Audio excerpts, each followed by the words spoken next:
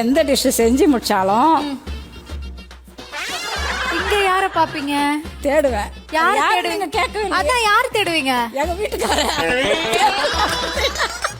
வீட்டுக்காரர் தான் டேஸ்ட் பாக்குறதுக்கு உங்களுக்கு டெஸ்டரா? நல்லா இருந்தாலும் நல்லா இல்லைனாலும் நான் செஞ்சுட்டு நல்லா இருக்குதுன்னு பாராட்டினா அடுத்த வேலைக்கு அவரு கிச்சனுக்கு வந்தாகணும் இல்லையா? அதனால நல்லா இருக்கும்னு ஒரு நம்பிக்கை அவருக்கும். ஆனா இத்தனை வருஷமா உங்க சமையலை சாப்பிட்டு அவருக்கு கண்டிப்பா ரொம்ப பிடிச்சிருக்கும். அவருக்கு ரொம்ப பிடிச்ச சமையல் என்ன நீங்க பண்றதுலயே? எல்லாமே பிடிக்குமா. இதுல களி செஞ்சு கீரை கடைஞ்சு கொடுத்தனா சூப்பரா சாப்பிடுவாரு. அம்மா எங்க ஊர்ல களி மட்டன் குழம்பு பண்ணுவோம் பாருங்க, செமையா இருக்கும்.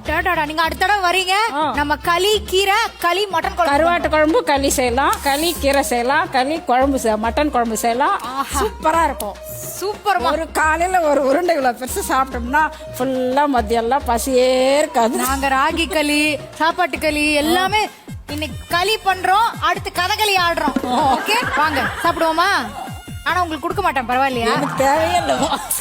எல்லாரும் சாப்பிட்டு என்ன நல்லா இருக்கணும், எனக்கு போதும். அவங்க ஆரோக்கியமா இருக்கணும், நோய் இல்லாம இருக்கணும். செல்விமா பாசத்துல மதர் டெரசாவையே மிஞ்சிட்டீங்க செல்விமா.